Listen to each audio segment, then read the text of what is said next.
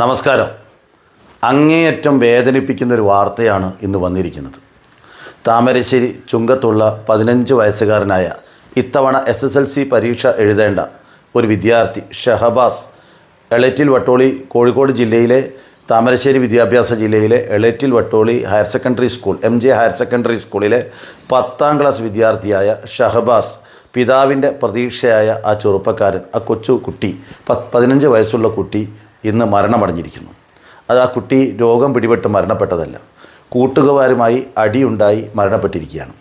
ഇന്ന് ഇതേക്കുറിച്ച് നമ്മൾ പറയുന്ന സമയത്ത് കേരളത്തിൽ വിദ്യാലയങ്ങളിൽ വ്യാപകമായി അടിപിടിയാണ്. അധ്യാപകർക്ക് ഒന്നും ചെയ്യാൻ കഴിയാതെ കൈയും കെട്ടി നോക്കി നിൽക്കേണ്ട അവസ്ഥയാണ്.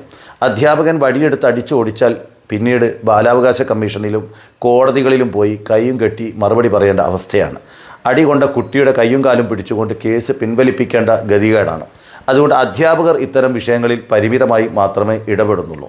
ഇപ്പോൾ കൂട്ടത്തല്ലിൻ്റെ കാരണം പരിശോധിച്ചാൽ വ്യാപകമായി ഹൊറർ സിനിമകൾ, വ്യാപകമായി വയലൻ്റ് സിനിമകളാണ് കേരളത്തിൽ പുറത്തിറങ്ങുന്നത്. പണ്ട് കാലത്ത് വാത്സല്യം, അതേപോലെയുള്ള കുടുംബ കഥകളും സ്നേഹത്തിൻ്റെ കഥകളും വിളിച്ചു പറയുന്ന സിനിമകളാണ് മലയാളത്തിൽ പുറത്തിറങ്ങിയതെങ്കിൽ ഇന്ന് പുറത്തിറങ്ങുന്നത് അടിപിടിയുടെയും അതേപോലെ തന്നെ മയക്കുമരുന്നിൻ്റെയും അതേപോലെ മദ്യത്തിൻ്റെയും സ്വാധീനത്തിൽ ഹീറോയായി മാറുന്ന ചെറുപ്പക്കാരുടെ കഥകളാണ്.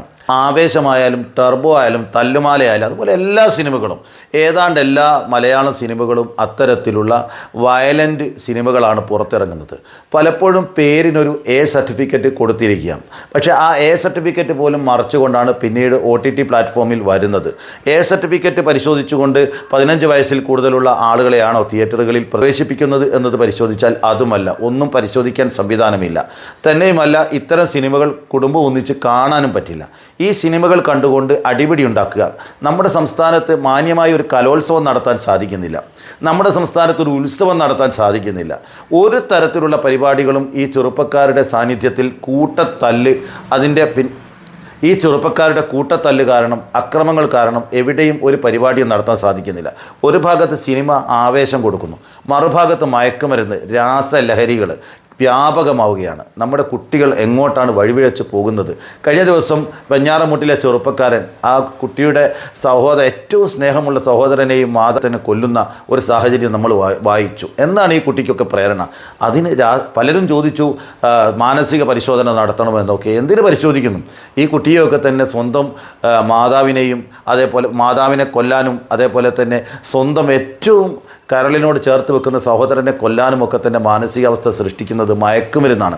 വ്യാപകമാണ്, വിദ്യാലയങ്ങളുടെ സമീപത്ത് മയക്കുമരുന്ന് വ്യാപകമാണ്. എന്നോട് ഇന്നൊരു സുഹൃത്ത് പറഞ്ഞു, നാം ഇപ്പോൾ കേരളത്തിൽ കടുവ വരുന്നു, ആന വരുന്നു എന്ന് പറഞ്ഞുകൊണ്ട് പരാതിപ്പെടുകയാണ്, അതിനെ വെടിവെച്ച് കൊല്ലണം എന്ന് പറയുകയാണ്.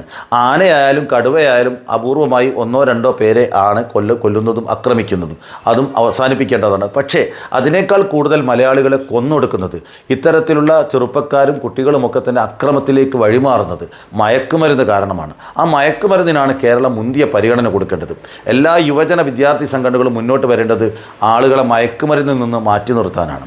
ഇത്തരം സിനിമകൾ പ്രദർശിപ്പിക്കുന്നത് തടയണം. എന്തുകൊണ്ട് യുവജന സംഘടനകൾ മുന്നോട്ട് വരുന്നില്ല? ഇത്തരം വയലൻ്റ് സിനിമകൾ പ്രദർശിപ്പിക്കുന്ന തിയേറ്ററുകൾ പിക്കറ്റ് ചെയ്യാൻ എന്തുകൊണ്ട് കേരളത്തിലെ യുവജന സംഘടനകൾ മുന്നോട്ട് വരുന്നില്ല? ഇത്തരം ആളുകളുടെ കണ്ണികളെ പിടികൂടാൻ പലപ്പോഴും പോലീസിന് സാധിക്കുന്നില്ല.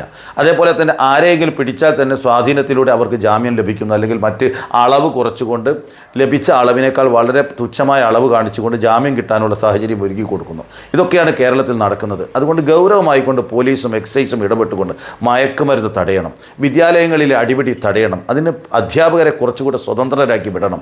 ഇപ്പോൾ ഒരു കുട്ടിക്ക് അടി കിട്ടിയാൽ അധ്യാപകനോട് പരാതി പറഞ്ഞിട്ട് ഒന്നും സംഭവിക്കില്ല എന്ന് കുട്ടിക്ക് അറിയാം. കാരണം അധ്യാപകൻ അടിക്കാൻ സാധിക്കില്ല, ചീത്ത പറയാൻ സാധിക്കില്ല, ഒന്നും ചെയ്യാൻ സാധിക്കില്ല. അധ്യാപകൻ ഉപദേശിക്കാൻ മാത്രമേ സാധിക്കുള്ളൂ. അതുകൊണ്ട് അധ്യാപകൻ്റെ അടുത്ത് നിന്ന് ഇതിനൊരു പരിഹാരമില്ല എന്ന് ധരിക്കുന്ന കുട്ടി പിന്നീട് സംഘങ്ങളെ ചേർത്തുകൊണ്ട് തിരിച്ചടിച്ചുകൊണ്ട് അതിന് പരിഹാരം കാണുന്നു. അപ്പോൾ സ്വാഭാവികമായും നമ്മുടെ സംവിധാനം തകർന്നിരിക്കുകയാണ്. സംവിധാനത്തിൻ്റെ ദോഷമാണ് ഇപ്പോൾ കണ്ടുകൊണ്ടിരിക്കുന്നത്.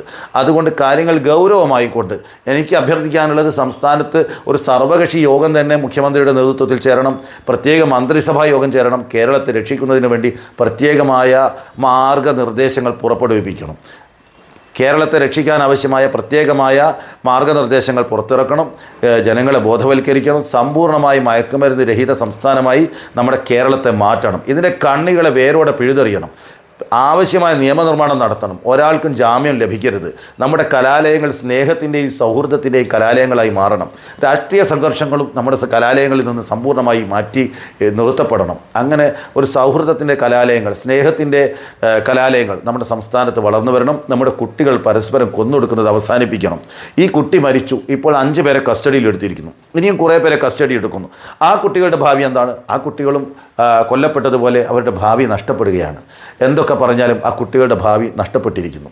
അങ്ങനെ കുറേ കുട്ടികളുടെ ഭാവി ഈ മയക്കുമരുന്നും ഇതേപോലെയുള്ള അടിപിടിയും കാരണം നഷ്ടപ്പെടുകയാണ്. ഫസ്റ്റ് ഇയറും സെക്കൻഡ് ഇയറും തമ്മിൽ ഹയർ സെക്കൻഡറിയിൽ അടി നടക്കുന്നു. കോളേജുകളിൽ 1-ാം വർഷക്കാരനും 3-ാം വർഷക്കാരനും തമ്മിലുള്ള അടി, 2-ാം വർഷക്കാരനും 3-ാം വർഷക്കാരനും തമ്മിലുള്ള അടി, ഇതൊക്കെ സോഷ്യൽ മീഡിയയിലൂടെ, ഇൻസ്റ്റാഗ്രാമിലൂടെ, മറ്റ് സോഷ്യൽ മീഡിയ പ്ലാറ്റ്ഫോമുകളിലൂടെ വെല്ലുവിളി നടത്തിക്കൊണ്ട് കലാലയങ്ങളിൽ വന്നുകൊണ്ട് അതിക്രൂരവും മാരകവുമായ അടിപിടിയാണ് നടക്കുന്നത്. ഇതൊക്കെ നിയന്ത്രിക്കാൻ ഗൗരവമായ നടപടികൾ വേണം, സംവിധാനങ്ങൾ വേണം, അധ്യാപകർക്ക് കർശനമായ നടപടിയെടുക്കാനുള്ള സ്വാതന്ത്ര്യം കൊടുക്കണം.